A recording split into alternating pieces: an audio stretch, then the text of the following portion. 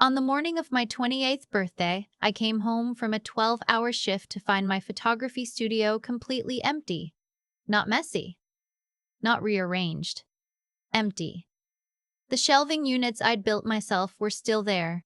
The foam padding I'd glued to the walls for soundproofing was still there. But my Canon R5, my 3 prime lenses, my 2 studio strobes, my softboxes, my light stands, my tethering cables, my backup hard drives, all of it was gone. Every single piece of equipment I had spent 4 years saving for, piece by piece, was just gone. I stood in the doorway for what felt like a full minute. I couldn't even process what I was looking at. I thought maybe I was so exhausted I was hallucinating. I'd worked a double at the hospital as a radiology tech, 12 hours on my feet, no real break, and I'd come home at 7 a.m., expecting to spend my birthday editing a wedding gallery I had due Monday. Instead, I was standing in an empty room in my childhood home, wondering if I was losing my mind. I walked through the house. My parents were sitting at the kitchen table. My dad had his coffee. My mom had her hands folded in her lap. My younger brother was nowhere to be seen. My dad spoke first. He said, "We need to talk to you about something." I already knew. I don't know how, but I already knew. My brother had been accepted to a graduate program in finance at a school in Boston. Full program, 2 years, roughly $72,000 in tuition. My parents had been helping him cover living expenses for the past 3 years while he finished his undergrad. He'd changed his major twice, taken a victory lap semester, done an unpaid internship they funded. They'd been bleeding money for years, and now they were short. The graduate school deposit was due in 2 weeks, $8,000, non-refundable. My dad said they'd sold my equipment to a camera shop downtown. He said they got $6,200 for it. He said the rest they were going to pull from savings. I said, "You sold my equipment." He said, "You live here. You contribute to this household." I said, "That equipment is mine. I paid for every single piece of it. It's not household property. It's my business." He said, "You're still under our roof. That means you're part of this family. And families support each other." I looked at my mom. She looked at the table. I didn't cry. I'd like to say I did something dramatic, screamed, threw something, stormed out, but I just felt this strange cold settle over me, like my brain had shifted into a different gear. Something very calm and very clear. I said, "Okay," and I went to my room and closed the door. Let me back up for a second because I need you to understand what that equipment actually meant. I started shooting when I was 19. I saved up for my first real camera body working retail during the holidays, $1,400, which took me 8 months. Over the next 4 years, I added to it slowly and carefully. A 35mm lens 1 year, a 85mm the next. The strobes I bought secondhand from a photographer who was upgrading. The softboxes I found on Facebook Marketplace. Everything I owned I had researched obsessively, saved deliberately, and purchased myself. Not a single item was a gift. Not a single item was bought on credit. I paid cash for all of it. By the time my parents sold it, that kit was worth considerably more than what they got for it. A single one of my lenses had a retail value of over $2,000. The shop had given them a buyback price, not retail, not even close to what I'd paid. And my parents had taken it without asking me, without telling me, without leaving a note. I also need you to understand my living situation, because "you live under our roof" sounds a lot more dramatic when you know the full picture. I paid $650 a month in rent to my parents. I bought my own groceries. I did my own laundry. I handled my own car insurance, my own phone bill, my own health insurance through my employer. I was not a freeloader. I was a 28-year-old woman living at home to save money so I could eventually buy my own place, something that is not exactly easy in this economy, and running a side business doing portrait and wedding photography that was genuinely starting to take off. The photography wasn't just a hobby. I had 3 weddings booked for the spring. I had a family portrait session scheduled for the following weekend. I had a contract with a local small business that hired me quarterly for headshots and product photography. That equipment wasn't recreational. It was how I made money. I sat in my room and I opened my laptop and I looked up the camera shop downtown. I found the listing online within 20 minutes. My Canon R5 was already up on their site, listed for $30,100. The 85mm lens was listed separately for $1,800. They hadn't even bundled it as a kit. They were going to make back everything they paid my parents and then some, and I was going to be left with nothing. I called the shop. The guy who answered was actually really helpful when I explained the situation. That the equipment had been sold by my parents without my knowledge or consent. That it was registered in my name. That I had purchase receipts for all of it. He put me on hold for a few minutes. When he came back, he said he'd need to see documentation before he could do anything, but that he would flag the items and hold them pending a review. Then I called the non-emergency police line. I want to be clear about why I did this. I wasn't trying to get my parents arrested.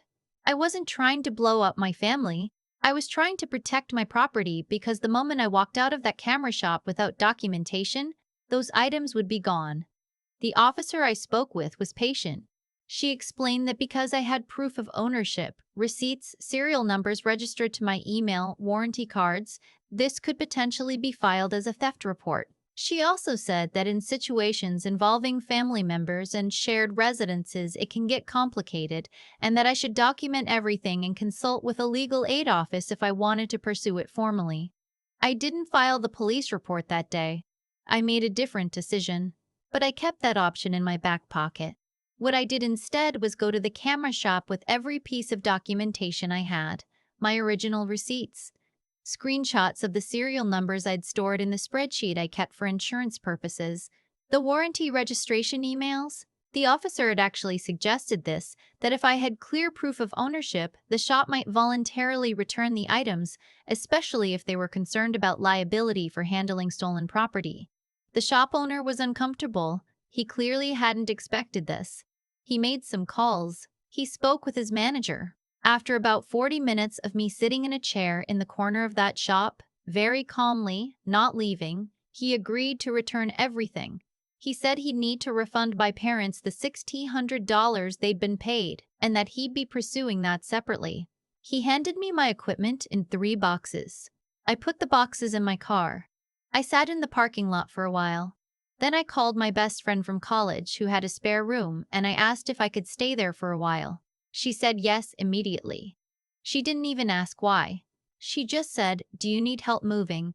I went back to my parents' house while they were both at work. My brother was home. He was on his laptop in the living room, and he looked up when I walked in and started to say something, and I just said, "Don't." He didn't say anything else. I spent 3 hours moving everything that mattered to me. Clothes, documents, my equipment, my external hard drives, my laptop, the small collection of photography books I'd built up over the years. I took my name off the mailbox. I left my house key on the kitchen counter. Then I drove away. My dad called that evening. I let it go to voicemail. He said the camera shop had contacted them about the return and that we needed to talk. He sounded angry, not apologetic. He said I was being dramatic. He said I was being dramatic. He said I was blowing this out of proportion. He said families go through hard times and I needed to be more understanding. My mom texted me separately. She said she was sorry I was upset. Not sorry for what they'd done. Sorry that I was upset about it. My brother texted me 3 days later. He said he hadn't known they were going to use my stuff. He said he felt terrible. I believed him. My brother is many things, but I don't think he's cruel. He's just spent his entire life having problems solved for him, so it probably genuinely hadn't occurred to him to ask where the money was coming from. I didn't respond to any of them for 2 weeks. During those 2 weeks, I shot the family portrait session I had booked. I sent the wedding gallery I owed. I picked up a last-minute headshot gig that a photographer friend referred to me because she was overbooked. I deposited every dollar I earned into my savings account. I sat with my best friend and her husband at their kitchen table and ate dinner like a normal person and felt, for the first time in a long time, like I could breathe.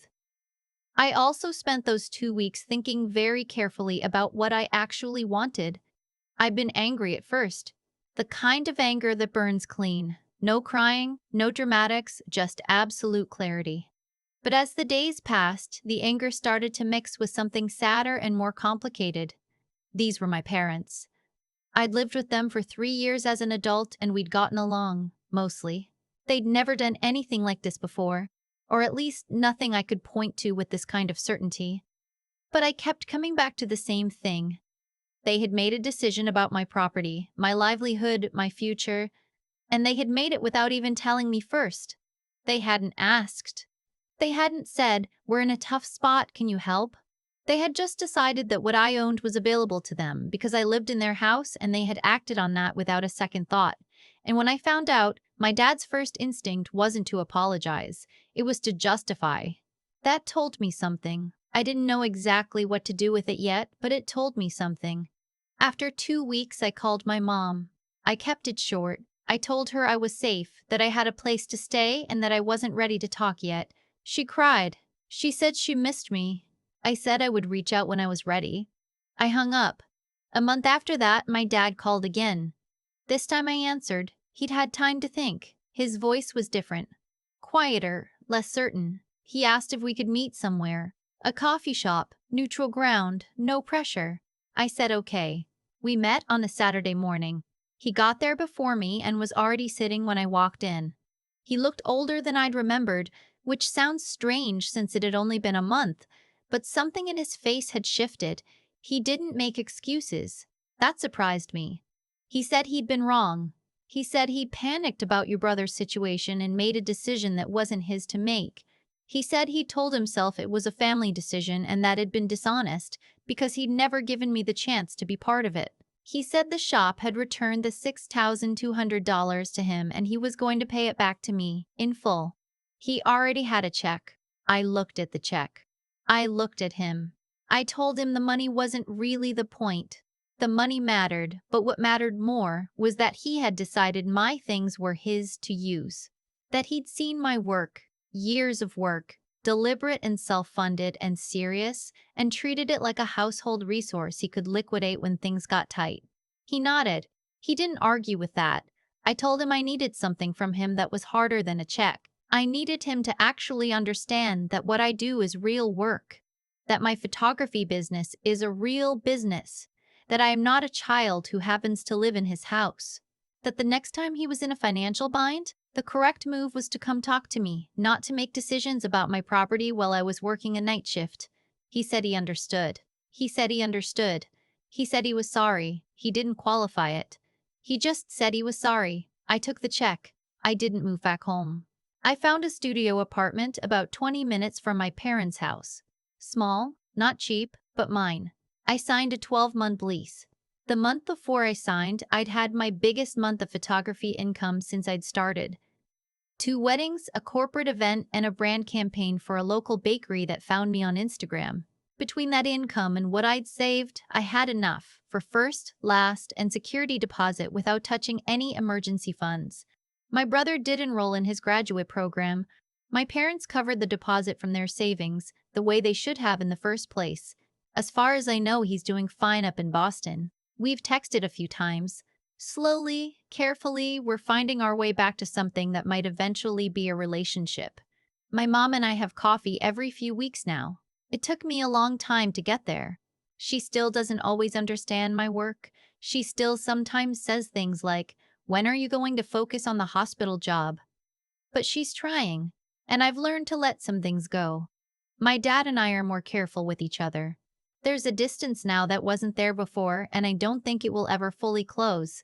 Some things change the shape of a relationship permanently. That's just the truth. But we have dinner sometimes on Sunday nights, and he asks about my bookings. And last month he shared one of my wedding photos on his Facebook without me asking him to. It's small, but it's something. I still have all my equipment, every piece. I've since added a second camera body as a backup, something I've been putting off. And I finally bought the 24-70mm zoom I'd been eyeing for 2 years. I keep all my receipts in a dedicated folder. I have renter's insurance now that covers my gear specifically. I have a written equipment list with serial numbers and current market values that I update every 6 months. I am nobody's backup plan. I am nobody's emergency fund. I am a photographer, and a radiology tech, and a woman who knows exactly what she owns and exactly what it's worth. And if you're watching this on your birthday, happy birthday! Go check the locks on your doors.